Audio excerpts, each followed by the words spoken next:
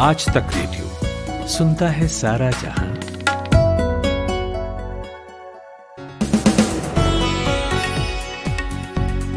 13 मई गुरुवार आप सुन रहे हैं आज तक रेडियो पर दिन भर और मैं हूं कुलदीप मिश्र। सरकारी पैनल की सिफारिश के बाद कोविशील्ड की 2 डोज के बीच गैप बढ़ाकर 12 से 16 हफ्ते का कर दिया गया है। क्या ऐसा वैक्सीन की कमी से किया गया या ज़्यादा से ज़्यादा लोगों को पहली डोज लगा देना बेहतर स्ट्रेटजी है मृत्यु दर को कम करने के लिहाज से? आज इस पर बात करेंगे। वैक्सीन नहीं खरीद पा रहे हैं राज्य, इसलिए ग्लोबल टेंडर्स निकाल रहे हैं। विदेशों से वैक्सीन खरीदने की तैयारी है, लेकिन ये टेंडर्स अपने साथ किस तरह की समस्याएं लेकर के आ सकते हैं, इसकी बात होगी। गांवों के हाल सुनाएंगे, जहां के हालात प्रशासन को तब मालूम होते हैं जब छोटे से अंतराल में अचानक ढेर सारी मौतें हो जाती हैं। गांवों में फैलता कोरोना कैसे बड़ा चैलेंज बन सकता है आने वाले समय में। और आखिर में फ़लस्तीन इजराइल के बीच हो रही गोलीबारी पर भारत का रुख क्या है और दुनिया के बाकी देश किस तरफ हैं, इस मुद्दे पर क्या खेमेबंदी हो रही है। लेकिन पहले हेडलाइंस अमन गुप्ता से।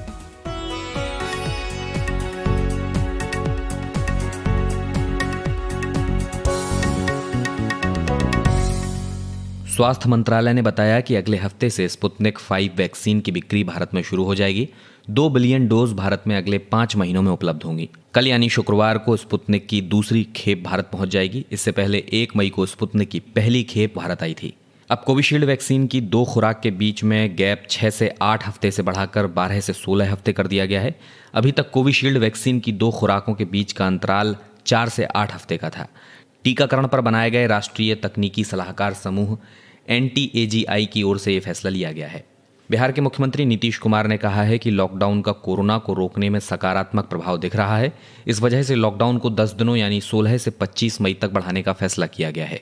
महाराष्ट्र में भी 1 जून तक लॉकडाउन बढ़ा दिया गया है। एंट्री के लिए कोविड की नेगेटिव रिपोर्ट जरूरी कर दी गई है।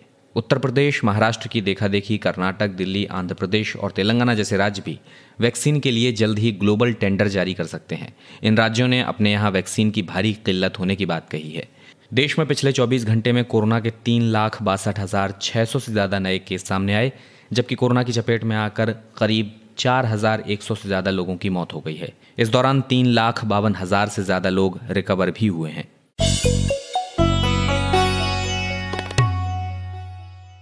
आज तक रेडियो पर आप सुन रहे हैं दिन भर और मैं हूं कुलदीप मिश्र।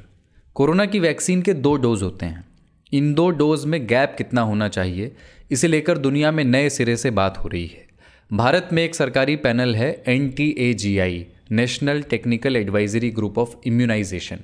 उसकी रिकमेंडेशन के बाद भारत ने कोविशील्ड की 2 डोज के बीच गैप बढ़ाकर 12 से 16 हफ्ते का कर दिया आज ही। इससे पहले ये 4 से 6 हफ्ते था। कांग्रेस नेता मणिशंकर अय्यर ने पूछा है कि क्या वैक्सीन की कमी की वजह से ऐसा किया जा रहा है और क्या वैक्सीन के असर पर, उसकी एफिकेसी पर तो इससे कोई असर नहीं पड़ेगा। लेकिन एक नई स्टडी है मायो क्लिनिक की, अमेरिका में हुई है, जो ये कहती है कि 2 डोज के बीच अगर गैप रखा जाए, ज़्यादा गैप रखा जाए, तो बड़ी संख्या में लोगों की जान बचाई जा सकती है। हालांकि ये स्टडी कोविशील्ड और कोवैक्सीन पर नहीं हुई है, जो भारत में वैक्सीन लगाई जा रही है। ये स्टडी फाइजर और मॉडर्ना वैक्सीन पर हुई है। पर थ्योरी यह है कि जान बचाने के लिए वैक्सीन की 1 डोज ही काफ़ी है, तो क्यों ना पहले ज़्यादा से ज़्यादा लोगों को 1 डोज देने पर जोर दिया जाए। सरकार क्या कर रही है, इससे एक दिन पहले तक इसके ठीक उलट कर रही थी।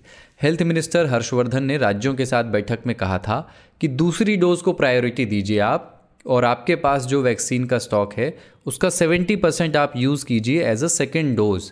हेल्थ मिनिस्ट्री का ये कहना है कि अभी तक देश में 13 करोड़ 66 लाख लोगों को पहली डोज लग चुकी है, जबकि दोनों डोज सिर्फ 3 करोड़ 86 लाख लोगों को लगी है।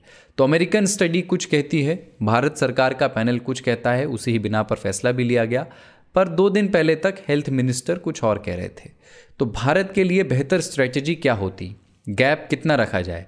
मुंबई के Jaslok hospital and research centre में इन्फेक्शियस डिसीज़ की स्पेशलिस्ट हैं डॉक्टर माला विनोद कनेरिया। हमने उनसे बात की और उनसे पूछा कि क्या पहले ज़्यादा से ज़्यादा लोगों तक सिंगल डोज पहुंचा दी जाए, या फिर जिन्हें पहले डोज लग चुकी है उन्हें जल्दी से जल्दी दोनों डोज लगा करके इम्यून कर दिया जाए। क्या बेहतर स्ट्रेटजी होगी, मोर्टेलिटी रेट को अगर कम करना हमारी प्रायोरिटी हो तो? कोविशील्ड जो है उसमें उन्होंने अराउंड किया है, प्रोडक्शन है वो काफी अच्छी है। लेकिन जो दूसरे वैक्सीन है, मतलब कोविड के वैक्सीन में पहले जो भी वैक्सीन होते थे, उनके स्टडीज में देखा गया है कि अगर आप गैप बढ़ाएंगे तो बहुत ज्यादा नुकसान नहीं होगा और जो मेमोरी सेल्स है इम्यून सिस्टम की, उनकी मेमोरी कायम रहेगी। तो इसलिए अगर गैप बढ़ाया गया तो नुकसान नहीं होना चाहिए, इक्वली एफिकेशियस होना चाहिए। अगर आप गैप 4 हफ्ते के बदले अगर 12 हफ्ते करते हैं या उसको 16 हफ्ते भी करते हैं तो मेरे ख्याल से ज्यादा नुकसान नहीं होना चाहिए और फर्स्ट डोज रिपीट करने की जरूरत नहीं पड़ेगी, क्योंकि जो इम्यून सिस्टम की मेमोरी सेल्स है उनमें अभी वो जो मेमोरी है वो कायम रहेगी। तो इसलिए 12 to 16 वीक्स करना एक नॉट भी डिसएडवांटेज, उससे कुछ नुकसान नहीं होगा। डॉक्टर, हमारे यहाँ ये पहले गैप 4 हफ्ते का रिकमेंडेड था, फिर ये बढ़ा करके 4 से 6 हफ्ते कर दिया गया। अब सरकारी पैनल की सिफारिश के बाद इसको 14 से 16 हफ्ते कर दिया गया है। कोविशील्ड और कोवैक्सीन दोनों के बारे में जो डेटा अब तक अवेलेबल है, दोनों डोज में अधिकतम गैप कितना रखना सेफ है? ज़्यादा गैप रखने से ऐसा तो नहीं होगा कि वैक्सीन की एफिकेसी कम हो जाएगी, उसका असर कम हो सकता है? तो इस बारे में ऐसा है कि जब बहुत सारे स्टडीज आए थे स्पेशली कोविशील्ड के, कि अगर दोनों डोज में अगर अंतर ज्यादा रहा, गैप ज्यादा रहा, तो पॉसिबली इम्यूनोजेनिक रिएक्शन है या जिसे एंटीबॉडीज का उत्पादन होता है वो बेहतर होगा। सो कोविशील्ड के बारे में ऐसी स्टडीज है जो ऐसा बता रही है कि जितना गैप ज्यादा हुआ उतना अच्छा है। तो इसलिए अगर ऐसी स्ट्रैटेजी यूज करें, जैसे बहुत लोगों को फर्स्ट डोज मिले, तो that's not a bad idea, क्योंकि करेंटली शॉर्टेज है। और ये जो फर्स्ट डोज है जिसको हम प्राइम डोज बोलते हैं, उससे काफी हद तक अच्छा लेवल एंटीबॉडी का बनता है। जैसे कोविशील्ड की स्टडी है जो एक्चुअल वैक्सीन है कि सिर्फ एक ही डोज से ऑलमोस्ट 80% प्रोटेक्शन भी मिल सकता है, और जो एंटीबॉडी लेवल जो बनती है एक डोज के बाद वो 12 हफ्ते तक या कम से कम 3 महीने तक कायम रहती है। तो इसलिए अगर हम ज्यादा पॉपुलेशन को फर्स्ट डोज से इनोकुलेट करें तो बिकॉज शॉर्टेज का सिचुएशन है, it's not a very bad idea. और अभी तो ऑफिशियली भी ये रिकमेंडेशंस है कि 12 to 16 वीक्स होनी चाहिए। लेकिन कोवैक्सीन के बारे में ऐसा कुछ स्टडीज नहीं है कि ज्यादा गैप होना चाहिए। तो कोवैक्सीन में तो शुरू में 4 वीक्स बोलते थे और बाद में गवर्नमेंट ने बोला था कि 4 to 6 वीक्स होनी चाहिए। लेकिन जो बच्चों में वैक्सीन है या जो दूसरे वैक्सीन है, उनमें स्टडीज में देखा गया है कि अगर सेकेंड डोज डिले करें तो जो मेमोरी है जो फर्स्ट डोज के द्वारा प्राप्त होती है इम्यून सिस्टम को, वो फिर भी कायम रहती है। तो इसलिए अगर सेकेंड डोज को कोवैक्सीन के केस में भी थोड़ा डिले किया जाए तो it's not a bad idea, क्योंकि ये शॉर्टेज के सिचुएशन में बहुत लोगों को अगर एक डोज मिल जाएगा तो एटलीस्ट थोड़ा बहुत प्रोटेक्शन सबको मिलेगा। क्योंकि अगर हम दोनों डोज का गैप कम रखें तो कम लोगों को पूरा प्रोटेक्शन मिलेगा और बहुत से लोग हैं वो बिना कोई वैक्सीन के रह जाएंगे। तो इसलिए पहला डोज देना और गैप बढ़ाना is probably a better idea. अच्छा, कुछ केसेस ऐसे भी आए जिसमें पहला डोज लगने के 3-4 हफ्ते के अंदर लोग संक्रमित हो गए। तो ऐसे में अगर लक्षण गंभीर नहीं है और मरीज़ मान लीजिए ठीक हो गया, तो क्या उसे दूसरा डोज लेने की ज़रूरत है? अगर उसे प्लाज्मा थेरेपी दी गई है या मोनोक्लोनल एंटीबॉडी दी गई है उसे इलाज के लिए, तो कितने दिन बाद उसको दूसरा डोज लेना चाहिए? बाहर से भी वेस्ट से भी स्टडीज है और इंडिया की भी एक स्टडी है दिल्ली से, जिसमें बताया गया है कि जो लोग को या तो वैक्सीनेशन के पहले कोविड इन्फेक्शन हुआ हो और उसके बाद अगर वो वैक्सीन ले तो फर्स्ट डोज के 7वें दिन पे ही उनकी जो एंटीबॉडीज बनती हैं वो दूसरे पेशेंट जिसको कोरोना नहीं हुआ है उनसे बहुत ज्यादा मात्रा में बनती है, ऑलमोस्ट 500 टाइम्स। और अगर पेशेंट को फर्स्ट डोज लेने के बाद भी इन्फेक्शन हो जाए तो एक ही डोज से उनका जो इम्यून सिस्टम है वो बहुत अच्छी मात्रा में एंटीबॉडीज बना सकता है। तो इसमें मेरे ख्याल से कि ये सिचुएशन में जहाँ शॉर्टेज भी है और ऐसा भी नहीं है कि वैक्सीन से इम्यूनिटी लाइफ लॉन्ग होने वाली है, इसलिए जो लोग को इन्फेक्शन हो चुका है या जिन लोगों को फर्स्ट डोज के बाद इन्फेक्शन हो उन्हें शायद अगर एक ही डोज दिया तो भी मुझे नहीं लगता प्रॉब्लम होना चाहिए, बिकॉज द इन्फेक्शन जो इन्फेक्शन होती है that will act like a booster और अ सेकेंड डोज। तो इसलिए जिनको इन्फेक्शन हुआ है या पहले डोज के पहले या फिर पहले डोज के बाद उन्हें शायद एक ही डोज की जरूरत होनी चाहिए मेरे हिसाब से। जिनको मोनोक्लोनल एंटीबॉडीज जिसे टोसिलिजुमैब कहते हैं वो मिला है तो उनमें तो बहुत ही क्लियर डेटा है कि उनको जो वैक्सीन का डोज है फर्स्ट या सेकंड जो भी वो 3 महीने के बाद ही मिलना चाहिए। तो इन्फेक्शन में अगर ट्रीटमेंट के दौरान प्लाज्मा मिला है टोसिलिजुमैब और वैक्सीन के का गैप 3 मंथ्स होना चाहिए, क्योंकि जो प्लाज्मा और टोसिलिजुमैब मोनोक्लोनल एंटीबॉडी है उनका हाफ लाइफ इतना है कि 3 महीनों का अंतर या 12 हफ्तों का अंतर होना चाहिए। ये थी डॉक्टर माला विनोद कनेरिया। एक बड़ी समस्या वैक्सीन की अवेलेबिलिटी को लेकर है, क्योंकि हम तैयार नहीं थे पहले से, प्रोडक्शन बढ़ा नहीं पाए, और अब राज्य वैक्सीन खरीदने के लिए आज़ाद तो हैं लेकिन वैक्सीन है ही नहीं, वैक्सीन की कमी है। आप जानते हैं कि हमारे यहाँ 2 कंपनियां हैं, सीरम इंस्टीट्यूट ऑफ इंडिया और भारत बायोटेक। ये 2 कंपनियां हमारे यहाँ कोविड वैक्सीन बना रही हैं। Serum institute of India Covishield बना रही है, भारत बायोटेक कोवैक्सीन बना रही है। लेकिन वैक्सीन की सप्लाई अभी थोड़ी मंदी है, इसलिए महाराष्ट्र, दिल्ली और कर्नाटक जैसे राज्यों में 18 to 44 एज ग्रुप वाले लोगों के लिए कुछ वैक्सीनेशन सेंटर बंद भी हो गए हैं। सारे नहीं, पर कुछ बंद भी हुए हैं। केंद्र सरकार ने राज्यों को लगभग क्लियर कर दिया है कि 18 से 44 साल का जो एज ग्रुप है वो जिम्मेदारी आपकी है। आप वैक्सीन सीधे मैन्युफैक्चरर से खरीदिए, और ख़रीदारी में 50-50 का फॉर्मूला है, यानी 50% वैक्सीन केंद्र सरकार खरीदेगी और बाकी 50% राज्य सरकार और प्राइवेट प्लेयर्स मिलकर के खरीदेंगे। पर वैक्सीन्स इतनी कम हैं अभी कि 50-50 का फॉर्मूला भी काम करता हुआ लगता नहीं है। इसीलिए कई राज्य विदेश से वैक्सीन मंगाने की कोशिश कर रहे हैं। तमिलनाडु, तेलंगाना, कर्नाटक, उत्तराखंड और दिल्ली ने ग्लोबल टेंडर्स निकाले हैं, मंगाए हैं, और दुनिया भर की कंपनियों से उन्होंने टेंडर मांगे हैं। ये नौबत आने का मतलब क्या है? हमने बात की आज तक रेडियो रिपोर्टर ऐश्वर्या पालीवाल से और उनसे पूछा कि राज्यों का ग्लोबल टेंडर्स को एक ऑप्शन के तौर पर देखना, उस तरफ जाना, क्या ये 50-50 मॉडल के फिलहाल कारगर ना होने को रिफ्लेक्ट करता है? जी बिल्कुल, जो 50-50 का जो मॉडल था वो पूरी तरीके से टूट चुका है, ब्रेकडाउन हो चुका है। यही कारण है कि अलग अलग राज्य एक के बाद एक अब ये चाह रहे हैं कि बाहर के जो विदेशों में जो कंपनीज हैं जो मैन्युफैक्चर कर रही हैं उनसे किस तरीके से वैक्सीन प्रोक्योर की जाए। देखिए, अगर हम देश की राजधानी दिल्ली की बात करें तो यहाँ पे 100 से ज्यादा वैक्सीनेशन सेंटर पे ताला लग चुका है। उसका कारण यही है कि इस समय वैक्सीन लगाने के लिए, टीकाकरण के लिए वैक्सीन ही नहीं है। कहीं ना कहीं जो 2 कंपनीज हिंदुस्तान के अंदर, एक SII है और दूसरी है भारत बायोटेक, उनका ये कहना है कि जितनी ज्यादा वैक्सीन वो बना सकते हैं वो उतनी बना रहे हैं, लेकिन अचानक से डिमांड बहुत बढ़ गई है। तो राज्यों को अब यही लगता है कि जरूरत आ पड़ी है, क्योंकि जैसे नंबर हमने बढ़ते हुए देखे, जिस तरीके से हमने देखा पूरा इंफ्रास्ट्रक्चर क्रम्बल कर चुका था, टूट चुका था पूरी तरीके से। ऑक्सीजन बेड नहीं थे, ICUs नहीं थे, वेंटिलेटर्स नहीं थे। तो इसी चीज को रोकने के लिए अब हर राज्य सरकार को लगता है कि बाहर से अगर वैक्सीन लाई जा सके, मंगवाई जा सके, तो वही उनके सामने एक वही रास्ता बचता है। अच्छा ऐश्वर्या, ग्लोबल टेंडर से मतलब क्या है आसान भाषा में? क्या प्रोसेस है इसका? देखिए, प्रोसेस ये होता है कि एक वर्चुअल ट्रेडिंग जैसी होती है। ग्लोबल टेंडर वही होता है। ग्लोबल टेंडर एक वर्चुअल प्लेटफॉर्म होता है जहाँ पे बायर्स और सेलर्स आप आते हैं।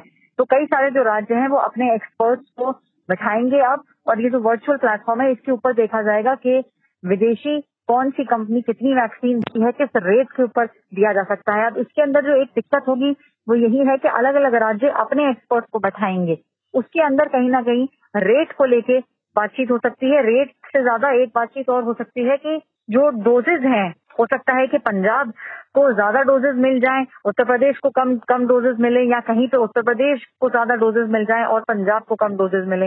ऐश्वर्या, जैसे आप बता भी रही थी, इस प्रोसेस के दौरान डोजेस को लेकर के तनातनी की स्थिति बन सकती है। थोड़ा सा और विस्तार से समझाइए कि वैक्सीन के ग्लोबल टेंडर्स राज्यों के बीच और किस किस तरह की समस्याएं पैदा कर सकते हैं। देखिए, एक बड़ी समस्या जो इसके अंदर आएगी, जो कई राज्य के मुख्यमंत्री भी बार बार बोल रहे हैं, वो ये है कि अगर हिंदुस्तान के 3 राज्य, मानिए किसी एक ऐसी कंपनी के पास जाते हैं जो ऑलरेडी वैक्सीन बना रही है किसी विदेशी कंपनी के पास, तो हो सकता है कि हर राज्य को एक अलग रेट पे वैक्सीन दी जाए, जिसकी वजह से राज्य के अंदर एक कंपटीशन सा हो जाएगा। जितने भी राज्य हैं, इस समय महाराष्ट्र भी बोल चुका है कि बाहर की कंपनी से, विदेशों की कंपनी से वैक्सीन मंगवाने की जो प्रक्रिया है वो चालू हो चुकी है। दिल्ली के अंदर भी यही बातचीत हो रही है। उड़ीसा भी अब इसी रास्ते पर निकल चुका है। तो कहीं ना कहीं बात अभी इस समय जो मुख्यमंत्री कह रहे हैं वो ये है कि एक देश एकजुट होकर जो केंद्र सरकार है उनको सारे बड़े मैन्युफैक्चरर्स से बात करनी चाहिए और एक ही रेट पे जितने राज्य हैं उनको वैक्सीन दिलवाने का प्रयत्न करना चाहिए। अभी क्या होगा, एक कंपटीशन सा हो जाएगा, किसी स्टेट को किसी रेट पे वैक्सीन मिलेगी, दूसरे स्टेट को दूसरे रेट पे वैक्सीन मिलेगी। तो आपस में बजाय इसके कि एकजुट होके ये जो पैंडेमिक है इससे लड़ाई लड़ी जाए, आपस के अंदर मतभेद होने का जो चांसेस है वो बहुत ज्यादा है। तो इन्हीं चीजों को ध्यान में रखते हुए कहीं ना कहीं राज्य निकल तो पड़े हैं कि बाहर की जो विदेशी जो कंपनियां हैं उनसे बातचीत करने के लिए, लेकिन अभी भी देश के अंदर दबाव बनाया जा रहा है कि ये बातचीत विश्व की जितनी बड़ी कंपनी है जो वैक्सीन बना रही है वो बातचीत भारत सरकार की ओर से होनी चाहिए। ये थी आज तक रेडियो रिपोर्टर ऐश्वर्या पालीवाल।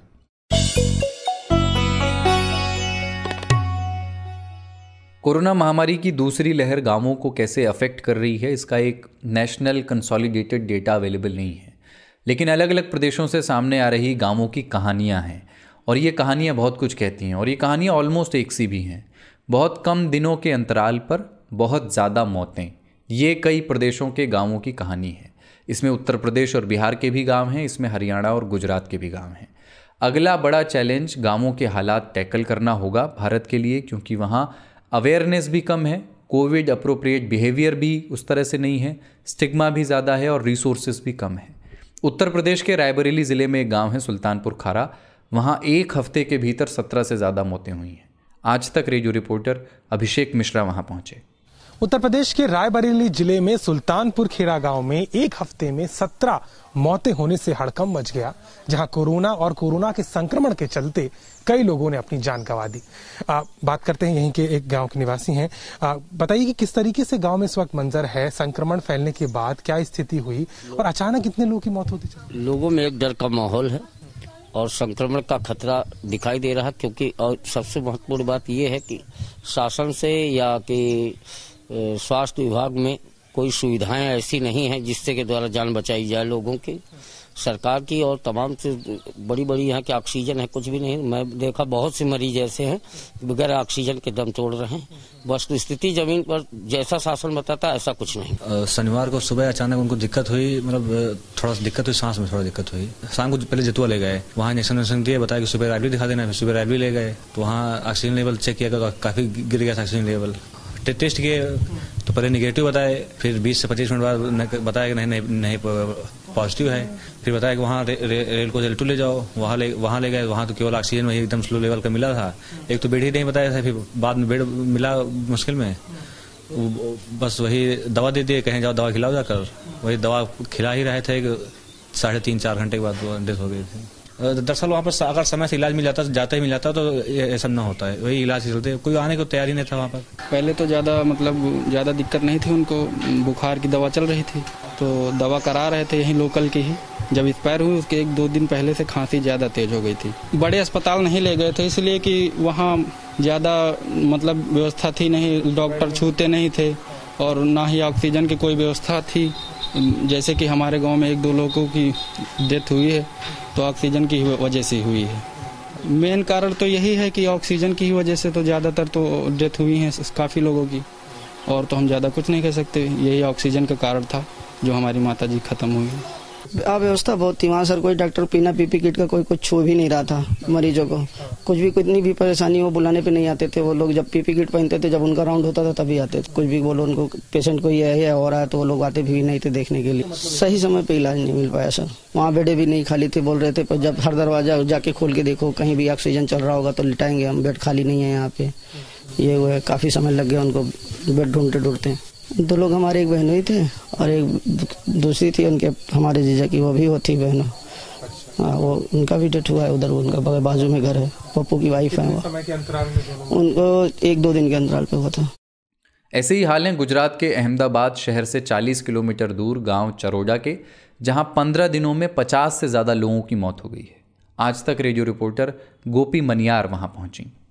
गांव में सरकारी PHC सेंटर है, उसमें आरटीपीसीआर टेस्ट होते थे पर सबके नेगेटिव आए हैं, एक भी केस पॉजिटिव आया नहीं। उसकी वजह से गांव में सारे लोग घूमे पॉजिटिव नेगेटिव करके, पर सारे के गांव में संक्रमण फैला है।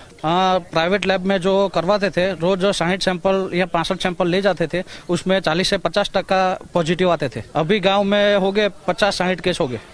अभी तक दूसरी लहर में गांव में 50 से 60 लोगों की मौत हुई। जो गांव में PHC सेंटर है वहां सभी लोग टेस्टिंग के लिए भी जाते थे, पर क्या वहां से नेगेटिव रिपोर्ट आते थे और वो बेफिक्र होकर गांव में घूमते थे। उसकी वजह से गांव में संक्रमण काफ़ी ज़्यादा लेवल तक हो गया। क्या है कि गाँव में सिर्फ 30 डोज आते हैं और 6 गाँव के बीच 30, मतलब एक गाँव को 5 ही डोज मिलेंगे। तो ऐसे कैसे वैक्सीनेशन ज़्यादा से ज़्यादा हो सकेगा? मैंने मेरे फादर ने रिपोर्ट 20 तारीख को कराई थी और उधर रिपोर्ट कराने के बाद 5 दिन के बाद मैंने वहां जाके पता किया, तब मेरे को पता चला कि उनका रिपोर्ट नेगेटिव है। और मैंने प्राइवेट में कराया तो उधर पॉजिटिव था। हम प्राइवेट में ले जाके सवर्णम हॉस्पिटल में जाके उनको एक बहुत सारे डॉक्टरों की जान पहचान थी, उनके द्वारा हमने बेड लिया सवर्णम में और 2 दिन उधर रहे, फिर दूसरे दिन तो वो एक्सपायर हो गए। वक्त ने इस गांव के साथ ऐसा खेल खेला है कि महज 15 दिनों के अंदर ही 50 से ज्यादा लोगों की मौत हुई और सरकारी प्रशासन की लापरवाही भी ऐसी कि शुरुआत के दौर में जिन लोगों के आरटीपीसीआर रिपोर्ट निकाले गए वो भी नेगेटिव आए। तो आखिरकार सवाल यही खड़ा होता है कि क्या शुरुआती दिनों में जिन लोगों की मौत हुई है उसकी मौत के लिए जिम्मेदार सरकार है? गांवों से आने वाला दुख का शोर ज्यादा चिंतित करता है क्योंकि उसे संभालना ज्यादा चैलेंजिंग है। आज तक रेडियो रिपोर्टर आशुतोष मिश्रा पिछले कुछ दिनों से बिहार और उत्तर प्रदेश के गांव घूम रहे हैं, वहां के हालात देख रहे हैं। हमने उनसे बात की और पूछा कि कोरोना को लेकर के गांवों में इन जनरल कैसी जागरूकता है, अवेयरनेस का स्तर क्या है, कोविड अप्रोप्रिएट बिहेवियर की स्थिति क्या है, लोग मास्क पहन रहे हैं या नहीं, डॉक्टर को दिखा पा रहे हैं या नहीं। पूर्वी उत्तर प्रदेश में जहाँ जहाँ मैं गया हूँ, एक तो ये चीज है कि गांव में डर है, दहशत है। हर गांव में कुछ लोग बीमार हैं, कहीं कहीं डेथ हुई है, तो उन्हें ये नहीं पता कि टेस्टिंग करवाना है, टेस्टिंग करवाने जाना है या नहीं जाना है। कहीं कहीं पर टेस्ट सेंटर लगने लगे हैं, तो डर के नाते ही कई लोगों में अब ये कम से कम मास्क पहनने लगे हैं। आसपास में उन्होंने देखा है लोगों को खोते हुए, लोग मर रहे हैं, अस्पतालों में बिस्तर की दिक्कतें हैं, तो इसके चलते लोगों में डर है, जागरूकता से ज्यादा डर है और डर के चलते वो मास्क पहनने लगे हैं, दूरी भी बनाने लगे हैं। परिवार के सदस्य अपने बच्चों को, लोगों को बाहर जाने से रोक रहे हैं, तो लोग घरों में हैं। जहां तक स्वास्थ्य और टेस्टिंग का सवाल है, तो कई सारे छोटे शहरों में टेस्टिंग उस हद तक हो नहीं रही है। महाराजगंज की बात करें तो जिन गांवों में मौत हुई है, कोरोना के मामले सामने आए, वहां पर प्रशासन ने टीम भेजी है, वो टेस्टिंग भी करवा रहे हैं। लेकिन बड़े पैमाने पर जैसी टेस्टिंग उत्तर प्रदेश में होनी चाहिए ग्रामीण इलाकों में, वैसी हो नहीं रही है। मसलन गांव गांव में लोगों को बुखार की शिकायत है, तो वो पैरासीटामोल जैसी दवाइयां लेकर के काम चला रहे हैं। लेकिन अब ट्रेसिंग और जो कॉन्टैक्ट जो अभियान शुरू किया गया, उसके तहत कहीं कहीं कुछ काम शुरू हो चुका है, लेकिन उसका जो दायरा है वो बहुत व्यापक होना चाहिए और अभी ऐसी स्थिति उत्तर प्रदेश में दिखाई नहीं पड़ती। आशुतोष, आप जिन जगहों पर घूमे हैं, गांवों की स्थिति के बारे में प्रशासन कितना सचेत है वहाँ? क्या प्रशासन पहले से कुछ कदम उठा रहा है प्रिकॉशनरी, या पता ही तब चलता है जब एक गांव में कई मौतें हो जाती हैं? तो प्रशासन का कोर्स ऑफ एक्शन क्या है? अभी तक आपको क्या नजर आया? गांव के लोग चूंकि रिपोर्ट नहीं करते कि वहां पर बुखार है, उनको लगता है कि टेस्टिंग करेंगे तो पता नहीं क्या हो जाएगा, लोग बचना चाहते हैं, हेजिटेशन है, तो इसलिए कभी शासन प्रशासन को उसके बारे में जानकारी मिलती नहीं। कुछ इलाकों में जहां पर ऐसी मौतें हुई हैं या संक्रमित मरीजों की संख्या सामने आई है, वहां पर हमने कुछ ही जगहों पर टेस्टिंग ऐसी देखी। महाराजगंज में हमने सिर्फ एक गांव में दिखा कि ये हो रही थी व्यवस्था, दूसरे कहीं गांव में हमने ऐसी व्यवस्था दिखाई पड़ी नहीं। तो ये कह सकते हैं कि चाहे खाना पूर्ति कह लीजिए या सुस्त रफ्तार कह लीजिए, हो सकता है ये दायरा आगे बढ़ा दिया जाए, या हो सकता है कि अभी महज शुरुआत हो कि कहीं कहीं पर ये गांव में जाकर एंटीजन टेस्टिंग की व्यवस्था शुरू हुई है। और बिहार में भी हमने ग्रामीण इलाकों में देखा, सीतामढ़ी में, कि वहां पर भी जहां मामले ज्यादा थे वहां गांव के लोग गए तो वहां टेस्टिंग भी की जा रही है। टेस्टिंग के साथ साथ लोगों को दवाइयां भी दी जा रही है, उनको होम आइसोलेशन के लिए कहा जा रहा है, और साथ के साथ ही गांव भर में सैनिटाइजेशन अभियान भी बड़े स्तर पर चलाया जा रहा है। लेकिन ये हर गांव में होना जरूरी है, क्योंकि बीमारी चाहे संक्रमण हो या ना हो, उसके लक्षण लगभग हर गांव में एक बड़ी आबादी के अंदर दिखाई पड़ रहे हैं। ये थे आज तक रेडियो रिपोर्टर आशुतोष मिश्रा। और अब वो खबर जिसकी चर्चा पूरी दुनिया में है। हमास और इसराइल के बीच हिंसा अब भी जारी है। वेस्ट और अमेरिका की अपील के बावजूद दोनों तरफ से हमले हो रहे हैं और हालात ये हैं कि इजरायली टुकड़ियां गाज़ा बॉर्डर पर तैनात हैं और उधर से हमास के रॉकेट भी इजरायली ज़मीन पर गिर रहे हैं। सोमवार से अब तक करीब 83 फ़िलिस्तीनी और 7 इजरायली अपनी जान गंवा चुके हैं। दुनिया में भी इस मुद्दे पर दो फाड़ है और भारतीय भी अपने जज्बात सोशल मीडिया पर लिख रहे हैं।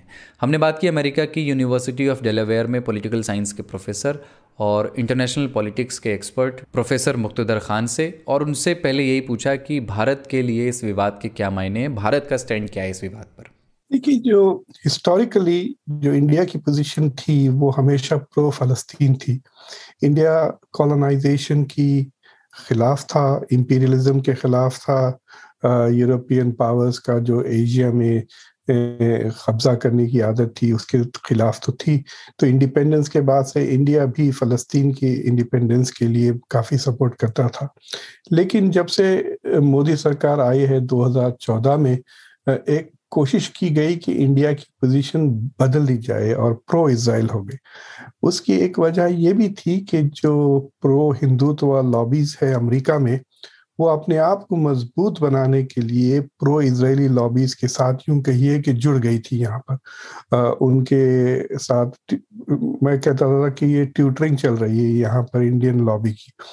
तो उसकी वजह से एक प्रो इजराइल पोजीशन हुई। लेकिन जब इंडिया प्रो इजराइल होने लगा तो दूसरे अरब ममालिक के साथ, जिनके साथ इंडिया के बहुत फाइनेंशियल ताल्लुकात है, वो थोड़े से बिगड़ने लगे। तो मोदी सरकार अब फिर से वापस बैलेंस करने लग गई है, मतलब एक किस्म से एक न्यूट्रल पोजीशन पर आ गई है। लेकिन इंडियन अवाम जो है वो बहुत ज़्यादा बढ़ गई है, और जो एंटी मुस्लिम सेंटिमेंट जो इंडिया में बढ़ गया है हिंदुत्व के बढ़ने के वजह से, वो ऑटोमेटिकली प्रो इजराइल ट्रांसलेट होने लगा है। खासतौर से सोशल मीडिया पे आपको नजर आएगा India with Israel, India with Palestine, ये दोनों हैशटैग्स ट्रेंड हो रहे हैं ट्विटर पर। प्रोफेसर खान, देश ही नहीं दुनिया में भी अलग अलग सुर हैं, और भारत सरकार जो कह रही है उसका मतलब क्या है? मतलब चिंता तो जताई है भारत सरकार ने भी, पर वो रिएक्शन उतना स्ट्रांग लगा नहीं। देखिए, इंडिया ने तो अभी तक तो ऑफिशियली कोई ऐसा स्टेटमेंट नहीं दिया। जो भी स्टेटमेंट्स आ रहे हैं वो बड़े न्यूट्रल आ रहे हैं। मतलब इंडिया और यूनाइटेड नेशंस की पोजीशन में कोई फर्क नहीं है। चाह रहे हैं कि जो जंग और सिविल वॉर की जो नौयत बन गई है वो डी एस्केलेट हो जाए, और जो स्टेटस को है उसको मेंटेन करते रहे। यानी जो जुडेआइजेशन ऑफ जेरूसलम जो हो रहा है, यानी जो ईस्ट जेरूसलम खासतौर से जो होली लैंड है, उसमें से नॉन ज्यूज को भगा दिया जा रहा है, एक्सपेल कर दिया जा रहा है। तो उसके खिलाफ एटलीस्ट इंडिया ने ये स्टैंड लिया है कि जो इंडिया कहता है कि स्टेटस को मेंटेन करे, यानी जिस परसेंटेज के अरब हैं जेरूसलम में, तकरीबन 30%, 33%, उसको डिस्टर्ब ना किया जाए। तो एटलीस्ट उस पे कह सकते हैं कि एक प्रिंसिपल स्टांस है इंडिया का, लेकिन उसको उन्होंने एलाबोरेट नहीं किया। और आखिरी सवाल ये कि इंटरनेशनल पॉलिटिक्स में कैसी खेमेबंदी देखने को मिल रही है, क्योंकि अमेरिका में सत्ता बदल चुकी है, मिडिल ईस्ट में भी बदलते हालात का फर्क पड़ रहा है इस मसले पे। देखिए, मशरिक़ वस्ता में यानी मिडिल ईस्ट में ट्रंप प्रेसिडेंसी के आखिरी 1-1.5 साल में काफ़ी रीअलाइनमेंट हो गए हैं। यानी ईरान का जो डीमोनाइजेशन हुआ है ट्रंप के अंडर, उसके वजह से Saudi Arabia, Bahrain, United Arab Emirates, ऐसे मुल्क ईरान के खौफ से, ईरान की एग्रेसिव पॉलिसीज से डर कर इजराइल के साथ अलाइन हो गए हैं। और इजराइल के साथ अलाइन होने के मतलब ये हुआ कि वो फ़लस्तीनी कॉज को मार्जिनलाइज कर दिए है। तो ये अरब मुल्क इतने नैरो फोकस हो गया है कि बस ईरान से डर के वो किसी भी दूसरे मुल्क के साथ किसी भी कंडीशंस पे दोस्ती करने के लिए तैयार हो गए। तो एक किस्म से एक de facto peace treaty already हो गई है जो मेजर अरब पावर्स हैं इजराइल के साथ। जॉर्डन और इजिप्ट के तो पहले तो फॉर्मल ट्रीटीज वैसे भी थे। तो इस वक्त जो मिडिल ईस्ट में जो प्रो पैलेस्टीनियन पोजीशंस हैं वो सिर्फ नॉन अरब मुल्कों के हैं, यानी तुर्की और ईरान। तो बयानात तो आप देख रहे हैं ईरान के लीडर के पास है, अली खमेनी के पास है, काफ़ी सख्त ट्विटर पर बयान आया कि इजराइल को पनिश किया जाए और फ़लस्तीनी डटे रहे। तुर्की भी कह रहा है कि डिटरेंस इजराइल के खिलाफ पैदा किया जाए। तो बयानात तो आ रहे हैं। रशिया के साथ मिलकर भी बयान देने की कोशिश की है सदर अर्दोगान ने, लेकिन ऐसे कोई मेजर स्टेप्स अभी इंटरनेशनल लेवल पे लिए नहीं गए जिससे इजराइल को ऊपर प्रेशर पड़े। और जो रशिया का पोजीशन है, रशिया की जो पब्लिक है वो काफ़ी प्रो इजराइल है, क्योंकि इजराइल में एक बहुत बड़ा तबका है जो रशियन डायस्पोरा कह सकते हैं आप, और इस वजह से भी पब्लिक ओपिनियन रशिया में काफ़ी सिंपैथेटिक रहती है इजराइल के तरफ। हालांकि रशिया की गवर्नमेंट उतनी सिंपैथेटिक नहीं है। अभी एक आध हफ्ते में पता चलेगा कि इजराइल के खिलाफ कोई सस्टेन्ड एफर्ट लिया जाता है या नहीं। दूसरी चीज ये है कि जो डेमोक्रेटिक पार्टी है उसमें काफी तब्दीलियां आ गई हैं, इस वजह से भी जो बाइडन पे काफी प्रेशर है कि वो हट के बात करे जो पहली पोजीशंस थे। मैंने एक बहुत ही प्रोमिनेंट जूइश रैबाई के साथ कल गुफ्तगू की, उसमें उन्होंने साफ कह दिया कि वक्त आ गया है कि अमेरिका की जो अनकंडीशनल एड है इजराइल को, तकरीबन $3.5 बिलियन सालाना, जो ऑफिशियल एड है, अनऑफिशियल एड तो और भी जाती है, उस पे एक किस्म से कंडीशंस लगाया जाए कि अमेरिकन हथियार, अमेरिकन एड सिविलियंस के खिलाफ इस्तेमाल ना किया जाए, फ़लस्तीनियों पर अजाब ढालने के लिए इस्तेमाल ना किया जाए।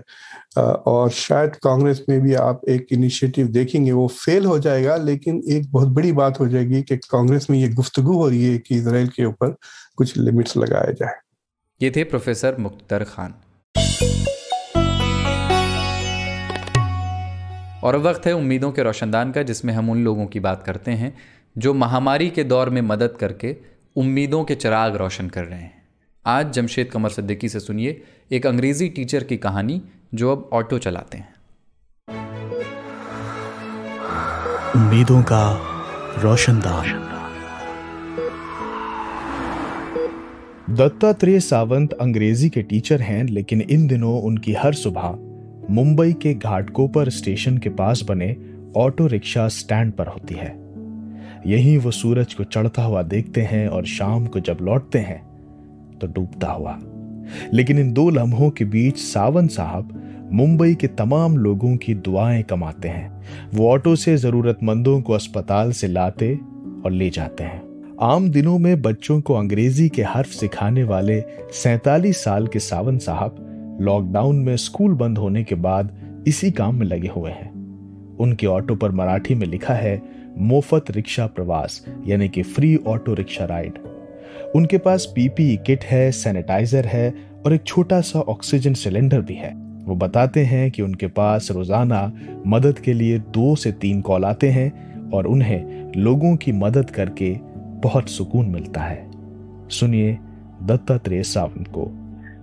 मैं जिस एरिया में रहता हूँ वहाँ से अस्पताल तक पहुँचता हूँ, उन्हें पहुँचाता हूँ अस्पताल तक। और दूसरे जो मरीज है उनको भी उन्होंने भी फोन किया तो उनको भी अस्पताल से घर पहुँचाता हूँ। इस नंबर से वो मुझे कॉल करके, जब कॉल आता है तब मैं उनको पिकअप करता है। मेरा जो किट है, किट बन के सब अच्छी तरह से पूरी तरह तैयार होकर ऑटो लेके वहाँ पहुँचता हूँ 5-10 मिनट में। देखो, जब मैं काम करके मैं जब एक पेशेंट छोड़ के जब घर में आता है, सब मैं फ्रेश होके यानी जो किट निकाल कर सब अच्छी तरह से आराम से देता, तो मुझे बहुत अच्छा लगता है कि मैंने आज अच्छा भगवान का काम किया। मेरी वजह से वो पेशेंट को तुरंत अस्पताल मैंने उनको सही समय पे उनको पहुंचाया, इसलिए मेरे लिए बहुत खुशी की बात होती है। तो मुंबई में घाटकोपर स्टेशन के आसपास हो और मदद की जरूरत हो तो दत्तात्रेय को याद कीजिएगा। हो सके तो उनकी कुछ मदद भी कीजिए ताकि वो मदद आगे और लोगों तक पहुंच सके। दत्तात्रेय सावंत का नंबर है 8652261835, 8652261835। उम्मीदों के रोशनदान में मैं जमशेद कमर सिद्दीकी फिर मिलूंगा एक नई कहानी के साथ। आज तक रेडियो पर दिन भर में आज इतना ही। और ईमेल हमें किया है AK जरूहार ने। उन्होंने लिखा है कि YouTube पर उन्होंने आज तक रेडियो को सुना और उन्हें आज तक रेडियो अच्छा लगा और वो चाहते हैं कि इसे जारी रखा जाए। शुक्रिया आपका। और आप भी हमें ईमेल कर सकते हैं AK जरूहार की तरह। अपनी शिकायतें, अपने सुझाव, अपने फीडबैक शेयर कर सकते हैं। हमारा ईमेल ID है radio@aajtak.com। कल सुबह आज का दिन में फिर मिलते हैं। कुलदीप मिश्र के साथ थे आप। नमस्कार।